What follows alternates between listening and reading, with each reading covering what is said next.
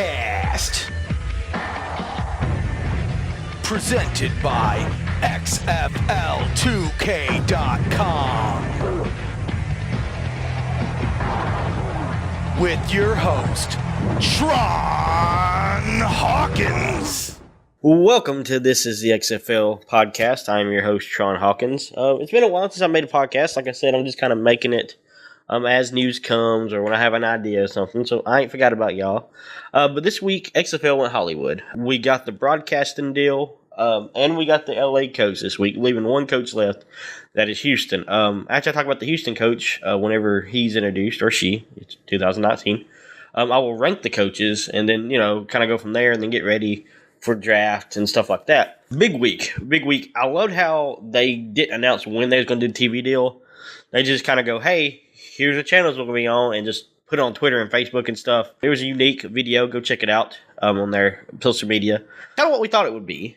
It's going to be ABC, Fox, ESPN, and Fox Sports 1, or Disney and Fox, pretty much, which Disney owns Fox, so they're all kind of Disney in a way. Here's what they said in a press release. XFL today announced a multi-year agreement with ESPN and Fox Sports to televise XFL games starting with its inaugural 2020 season. The important part in this whole sentence right here is multi-year agreements. That means these channels think that the XFL is not just going to be around for one season or 8 games of a season or whatever it was. They're going to be around for a while. So that's important. That shows that the channels have confidence in Oliver Luck, in Vince McMahon, to give them a multi-year deal. The XFL TV schedule allows for constant appointment viewing each week with back-to-back games starting Saturday afternoons at 2 Eastern with 2 additional games on Sunday afternoon. I'll talk about the schedule in a minute. We look forward to showcasing the XFL on ESPN and ABC, including the kickoff game and championship game during the league's inaugural season, said Burke Magnus, ESPN Executive Vice President, Programming and Scheduling. Vince McMahon and Oliver Luck are two of the sports industry's most creative and experienced leaders. They have exciting plans for this league. We believe in their vision for the XFL, which will be a great addition to our year-round commitment to football. ABC ain't broadcast a football game, college, but a pro game since Monday Night Football left. They used to get the Super Bowl in a loop, and they're even out of the loop. So this is a big deal for ABC, other than like maybe the Pro Bowl. But who the hell counts the Pro Bowl? Not me. We are thrilled to partner with ESPN and Fox, two innovative media companies with extensive experience in world-class football production that will undoubtedly help us reimagine football, said Vince McMahon. The NFL broadcast schedule provides us with incredible reach and makes it easy for fans to watch our games constantly every weekend. Here's the thing. The reason why the AAF failed is because nobody knew where to find them. And this ain't a dig towards the AAF. This is just me going, hey, this is the fact. Their first game was on CBS, did great numbers. And then it was on like CBS Sports, which nobody has. I have it on PlayStation View, but you know what I mean. Nobody could find them. They was in the 300s. This is just for main channels. Like, this is two broadcast partners. When Oliver Luck said they had a powerful broadcasting package, the man was not lying. He has not lied to us. Our great commissioner did not lie to us. This is fantastic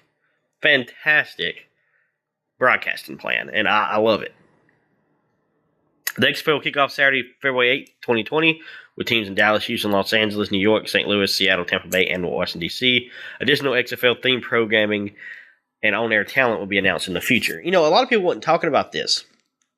A lot of people weren't talking about this yesterday at all. Oliver Luck was on ESPN Radio yesterday.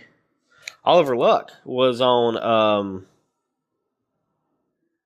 Colin Cowherd, the Herd. Trey Wingo from ESPN Go Look Wingo mentioned network along with Fox reaching a deal to broadcast XFL games for the league's relaunch. Not only are you getting the channels, but you're getting these morning shows like First Things First, like First Take, like Go Look Wingo, like Undisputed. They're going to be talking about the XFL because the XFL is on their channels. So that's even more reach.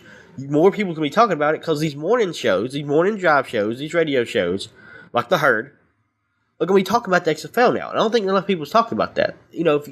When you listen to this, comment on my Twitter and Facebook if you had that thought. Like, oh my God, the reach is more than just football games. It's going to be the morning shows, the talk shows. You got the pregame for ESPN, the pregame for Fox. This is exciting stuff. We could have like an XFL Today kind of deal. Or, XFL Football Saturday on Fox. This is big deals. So here's what the schedule is looking like. I'm going to just kind of give you a rundown. February 8th, ABC and Fox. Every Saturday almost will be ABC and Fox. Well, for the first 2 weeks, it's going to be ABC Fox on Friday. Well, every Saturday is going to be, Fox or ABC on Saturdays. But here's where it gets interesting. Fox Sports 1 is going to get games. That first Sunday is Fox and ESPN. It's that second Sunday is ABC, Fox Sports 1, ESPN, Fox Sports 1. So, they're kind of taking turns for a few weeks. And after that, it's going to be, ESPN, ESPN2, all that. Here's what gets interesting. Playoffs. Saturday, April 18th. So, almost, a little less than a year from now. 3 o'clock, Fox, playoff. Next day, 3 o'clock, ESPN, Sunday, April 19th, playoff. Sunday, April 26th, championship game, ESPN. I like this too. Later on in the year, week 9 and 10, you can flex out important games. Thursday, April 2nd, Fox. Thursday, primetime, 8 o'clock.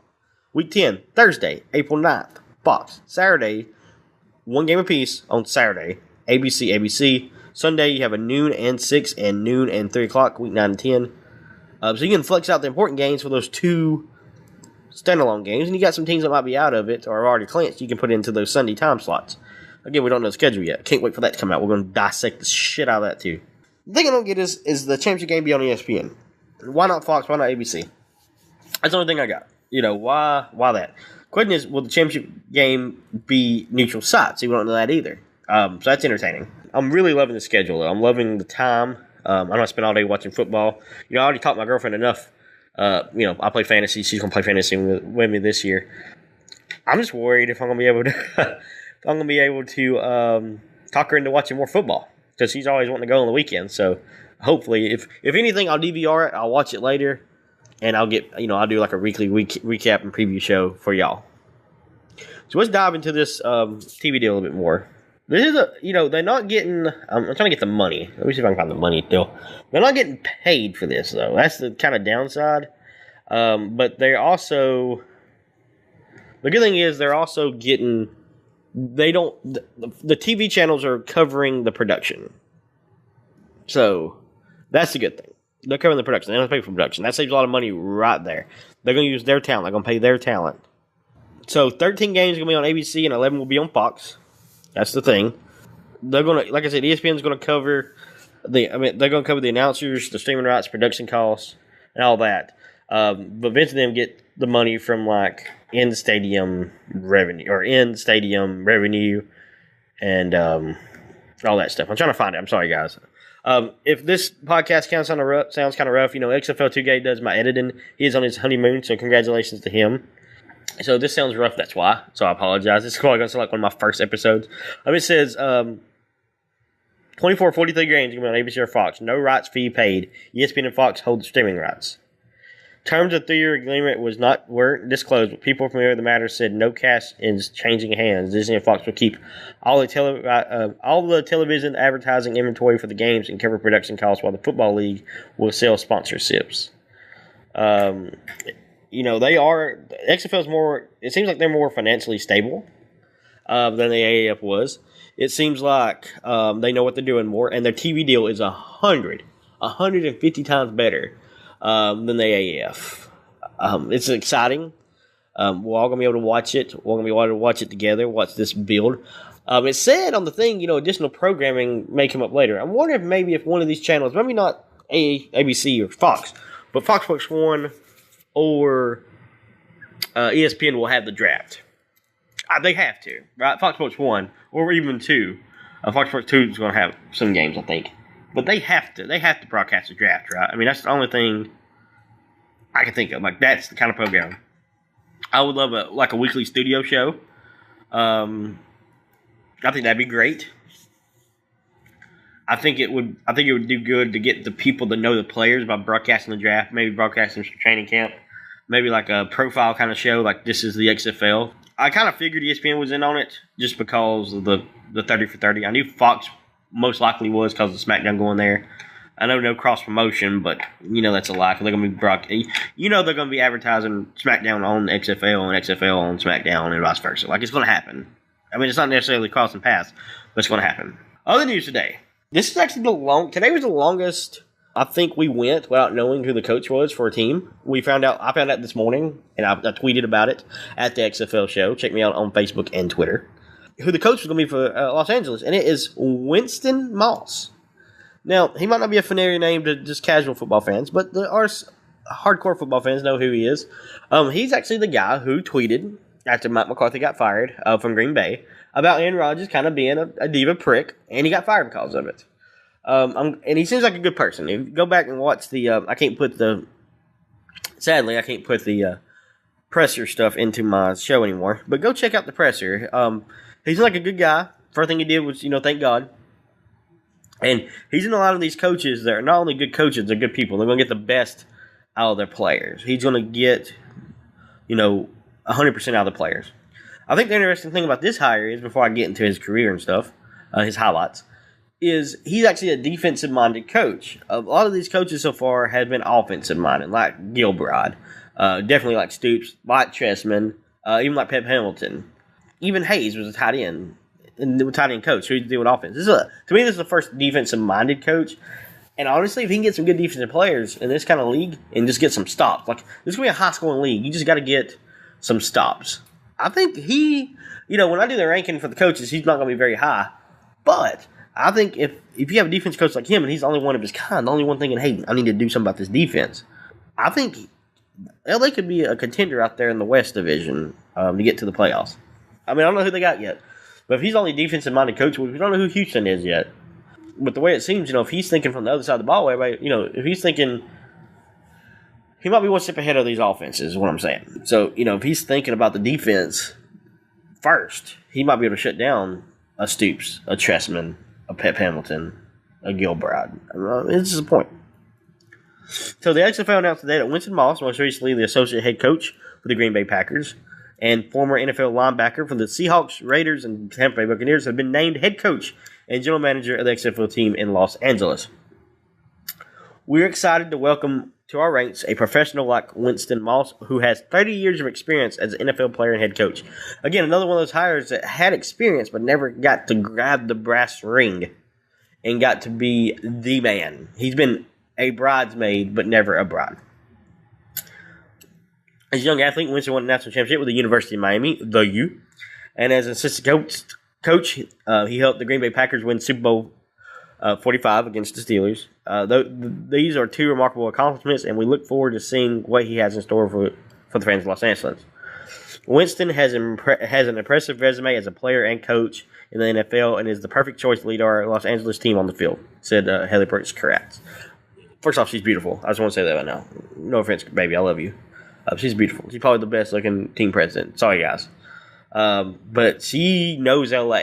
And I think these two together is going to make beautiful XFL babies come next year.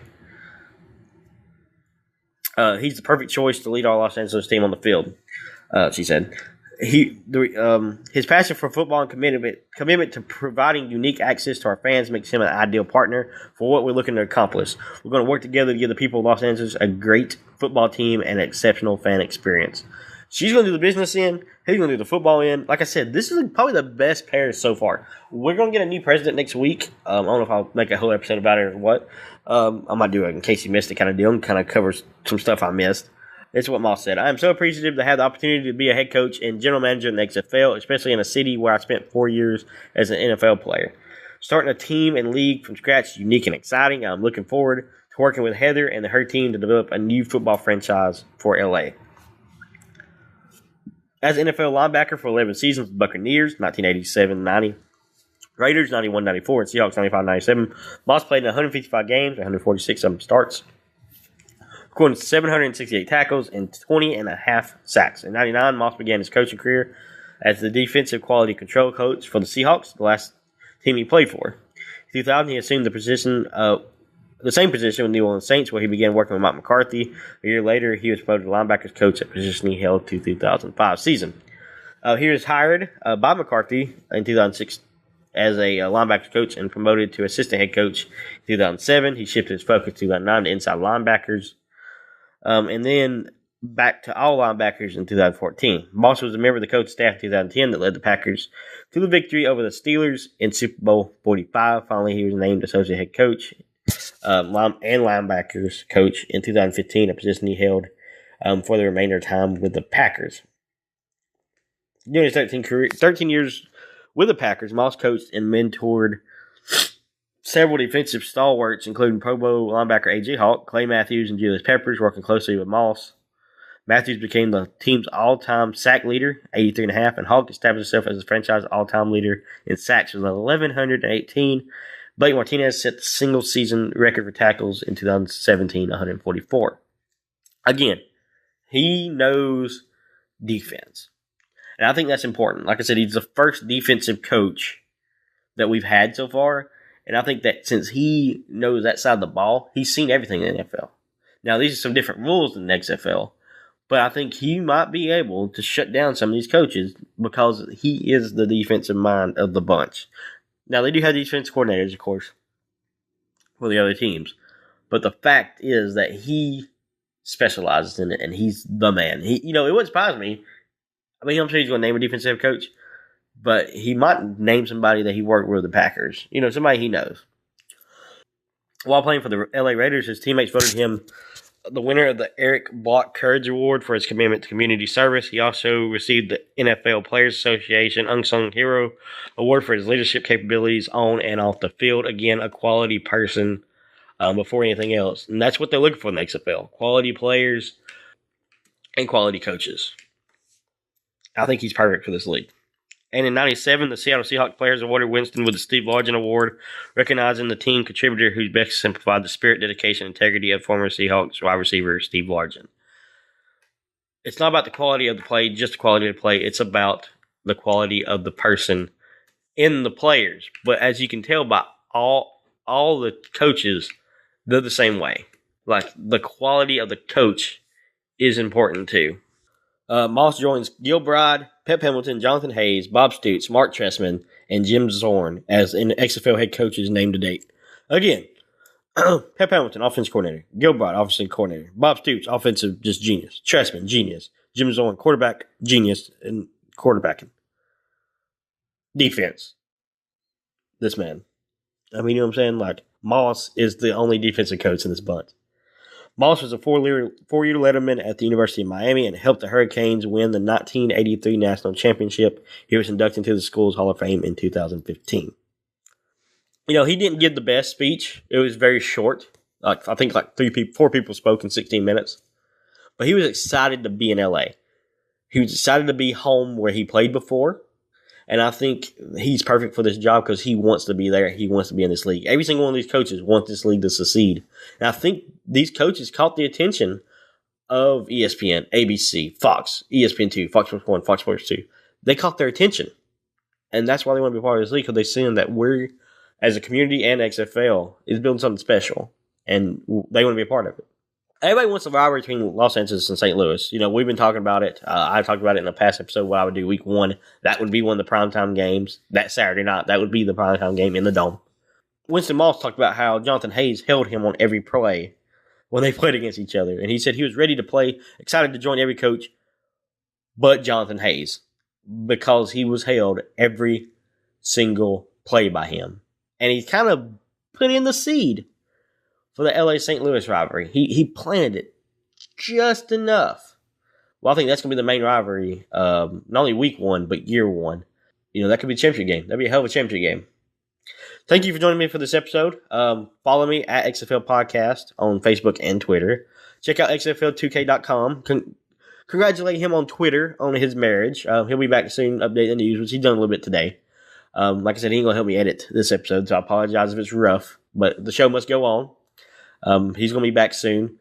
Check out XFL Board. Check out us on, check us out on Discord.